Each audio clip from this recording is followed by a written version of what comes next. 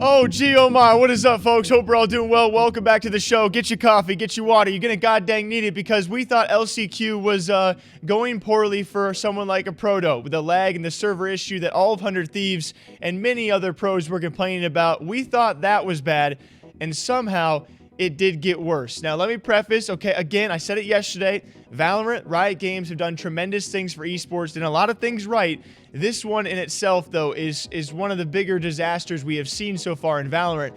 But, like, we thought the Proto clip was bad. And 12 bullets to work with. He doesn't have the spike either, so he's going to have to either land the frags with 13 seconds left or get to... 10 seconds left.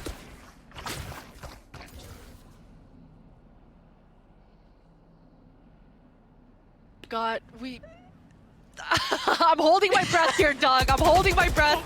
There it is. We're able to actually see that round play out. Aaron. But unfortunately, it got all the worse for FaZe and as well as Rise and other teams out there all throughout yesterday. If you were on Twitter, you probably realized slowly but surely that the event was not going to happen not just yesterday. Now Valorant has clarified yesterday's matches postponed along with today's matches because of all of the issues ongoing. This time around, not necessarily the servers and the lag. That is still going to be an issue, hopefully to be worked on. Additionally, now it's all of the false positives going around for these teams. It was actually set to be FaZe and Rise, where apparently 2 FaZe players did test positive.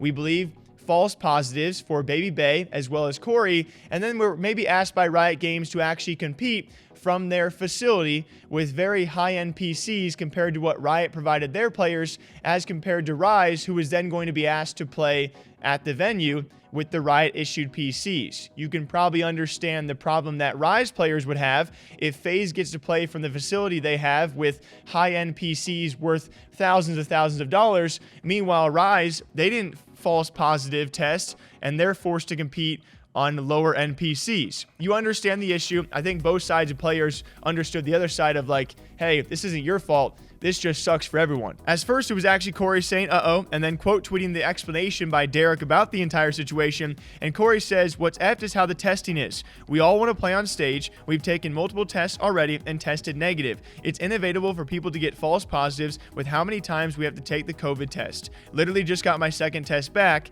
and it's negative. Later on, Babybay says, I'm fully vaccinated. I tested negative multiple days in a row. I tested positive and then negative 10 minutes after, and I can't play on stage and have to quarantine. LA COVID rules are different, bro. And then you have some pros out there lightly defending Riot because, yeah, maybe this is made out to be a bit worse than it really is, but then on the flip side, it does seem pretty darn bad for a lot of players in teams involved so far. It does just suck all the way around, but I got a giant question. How are there so many pro players having false positives? They did mention the number of tests, so yes, they're bound to happen, but it seems incredibly inefficient to have so many false positives. We've already had Def, then we had Shanks, then we had Corey, then we had Babybay. I have never seen so far for an esports event, at least posted publicly, this many pro players having false positives. So not having a system in place for if there were false positives and forcing some teams to play at the venue and others to go for their facilities, and not every team has a facility,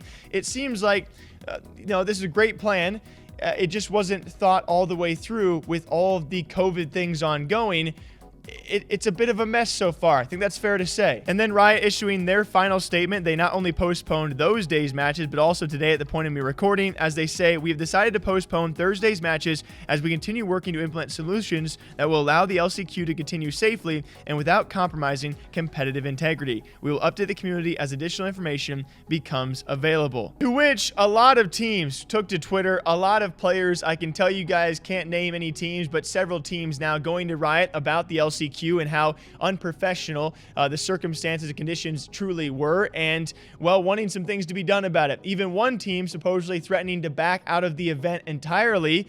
Hopefully that won't happen, but that's how bad this truly has been. And just to mention the way this all started with the Aussie teams not being able to go there, the single elimination bracket, then you had the lag, then you had the false positives. You understand why if you were a player at the venue or a team having to send your players there, how frustrating this might be, but it's also probably really frustrating for Riot and Valorant to have to put up with and hopefully correct. So what do y'all think about this pandemonium? Probably one of the biggest Valorant disasters we have seen so far. Hopefully it can be improved and hopefully the event even finishes in the first place. What do y'all think? Drink up. I'll catch you back here sometime soon. Take care.